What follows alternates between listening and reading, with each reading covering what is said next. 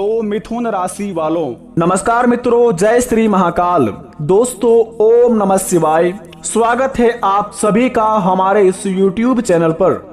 तो मित्रों, आज का यह ज्योतिष कार्यक्रम जो कि बेटा बंद किस्मत का ताला खुलेंगे, बनेंगे सारे बिगड़े काम, इसे नहीं देखा तो जिंदगी भर पछताओगे। 101% सटीक भविष्यवाणी, क्योंकि भगवान महादेव आपके घर पर पधार रहे हैं। जी हाँ दोस्तों, आपने बिल्कुल सही पढ़ा।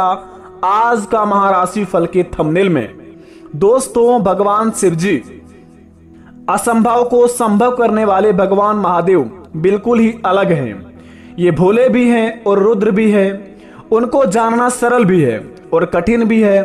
भस्मधारी भी है, सर्पधारी भी है, चंद्रधारी भी है। वह अन्य देवी देवताओं की तरह आभूषण और वस्त्र इत्यादि धारण नहीं करते हैं। शास्त्रों में भोलेनाथ के 5 खास रहस्य के बारे में बताया गया है, जो शायद ही आप उनके बारे में जानते होंगे। जिन्हें दोस्तों, अगर आपके महाराशि पर पड़ जाए ये 5 तत्वों के बारे में, अगर ये 5 चमत्कारी संदेश अगर आपके महाराशि पर पड़ जाए तो समझ जाइए कि आपका भाग्य उदय हो जाएगा, बंद किस्मत का ताला खुल जाएंगे, सारे बिगड़े से बिगड़े काम बन जाएंगे। क्योंकि दोस्तों, असंभव को संभव करने वाले भगवान महादेव ही हैं। काल को भी हरने वाले भोलेनाथ ही हैं। दुनिया में सभी की मनोकामना को पूरा करने वाले भगवान महादेव ही हैं। इसलिए उन्हें सभी लोग हर हर महादेव कहते हैं। सभी को दुखों को सर्वनाश करते हैं भगवान भोलेनाथ जी, और जिंदगी में नई जिंदगी का शुरुआत भी कराते हैं। तो मित्रों, भगवान महादेव जी के 5 रहस्य के बारे में जानेंगे आज के महाराशि फल के द्वारा, जिन्हें जानकर दोस्तों आपके पैरों तले जमीन खिसकने वाले हैं, और शायद ही इन्हें आप जानते होंगे। और अगर आपके जिंदगी में यह 5 रहस्य के बारे में पता आपको लग जाता है तो आपके जिंदगी में सारे बिगड़े तो काम बन ही जाएंगे, लेकिन भगवान महादेव की कृपा से बड़े बड़े चमत्कार होना भी शुरू हो जाएंगे। पौराणिक कथाओं के मान्यताओं के अनुसार भस्म लगाने का रहस्य बड़े ही खास है। इस बात को जरा ध्यान देंगे आप। भगवान शिव इस दुनिया के सारे आकर्षण से मुक्त हैं। उनके लिए यह दुनिया मोह माया सब कुछ एक राख से ज्यादा कुछ नहीं है। सब कुछ एक दिन भस्मभीत होकर समाप्त हो जाएगा। भस्म इसी बात का प्रतीक है।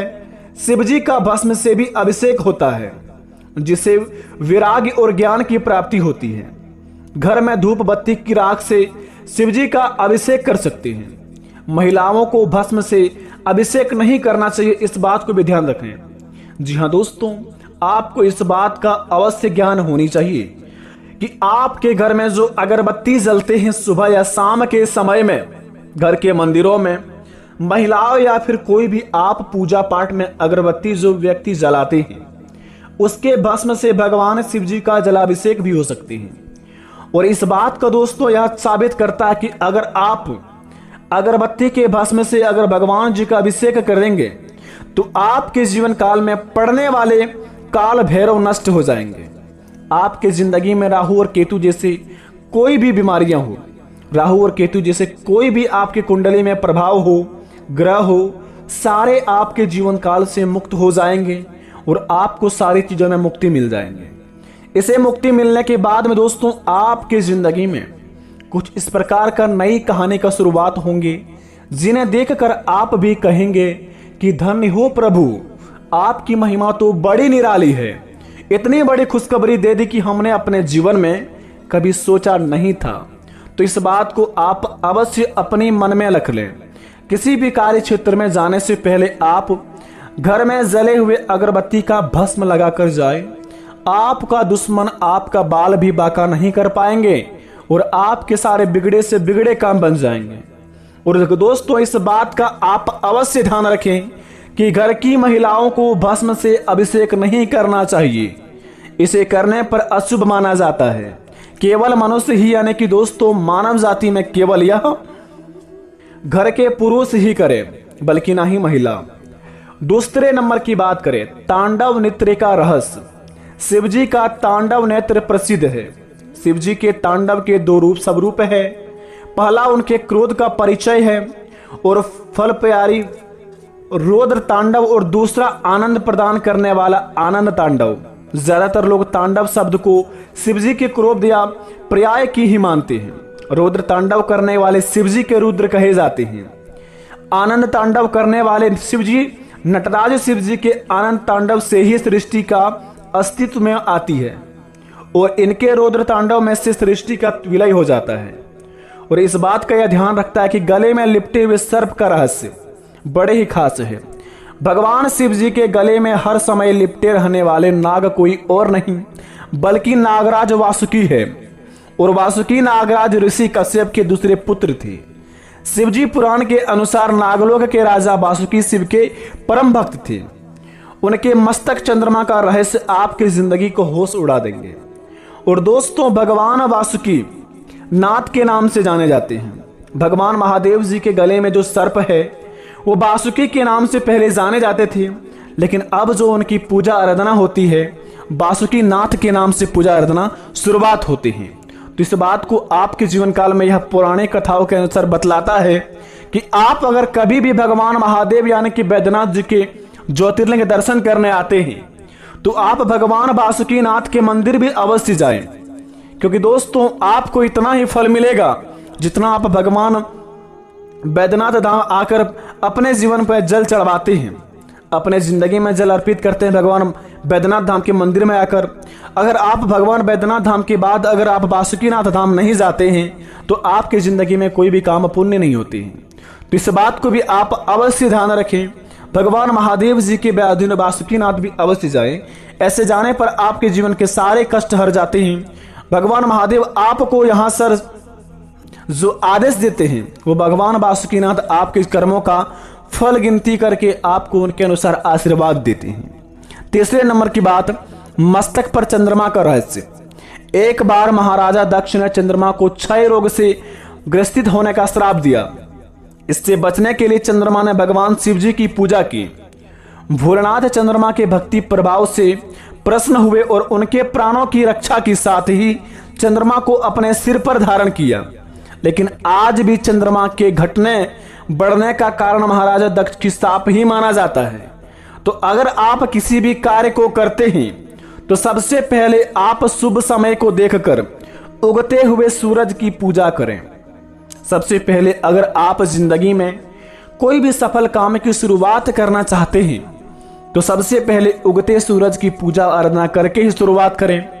ऐसा माना जाता है कि उगते सूरज की पूजा शुरुआत करने पर हमारे सारे बिगड़े से बिगड़े काम बन जाते हैं और हमारे जिंदगी में जो भी समस्या होती है भगवान महादेव की आंख वह हर लेते हैं। और दोस्तों, आखिरी बात जरा ध्यान से देखें, 5वीं नंबर की बात बड़े ही खास बात है। तीसरी आंख का रहस्य। एक बार हिमालय पर भगवान शिव जी सभा कर रहे थे जिसमें सभी देवी देवता, ऋषि मुनि और ज्ञानी जीवन शामिल थे। तभी सभा में माता पार्वती आई और उन्होंने अपने दोनों हाथों से भगवान शिव जी की दोनों आंखों को ढक दिया। माता पार्वती ने जैसे ही भगवान शिव जी की आंखों को ढका सारे संसार में अंधेरा छा गया। इसके बाद धरती पर मौजूद सभी जीव जंतु में खलबली मच गई।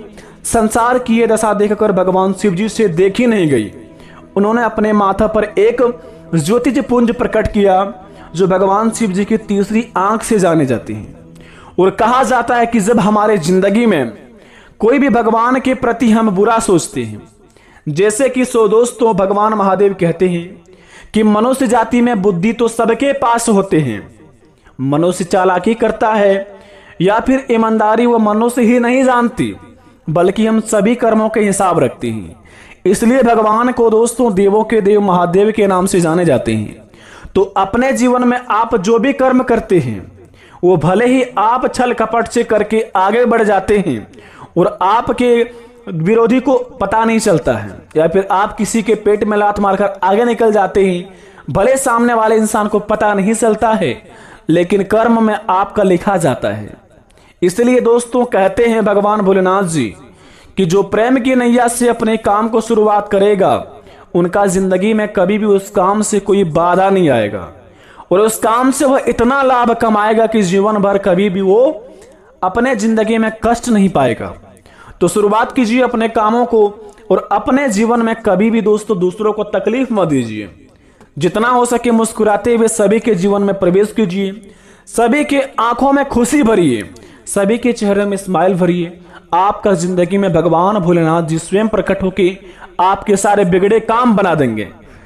अब रही बात भगवान महादेव जी आपके घर कैसे आएंगे, वो दोस्तों नंदी महाराज के रूप में आपके घर में प्रवेश करेंगे कल के दिन से। आपके जीवन काल में अगर अगले 15 दिन के अंदर नंदी महाराज आपके द्वार पर आए, समझ लीजिए कि भगवान महादेव जी प्रकट हो गए हैं आपके सारे बिगड़ी बनाने के लिए।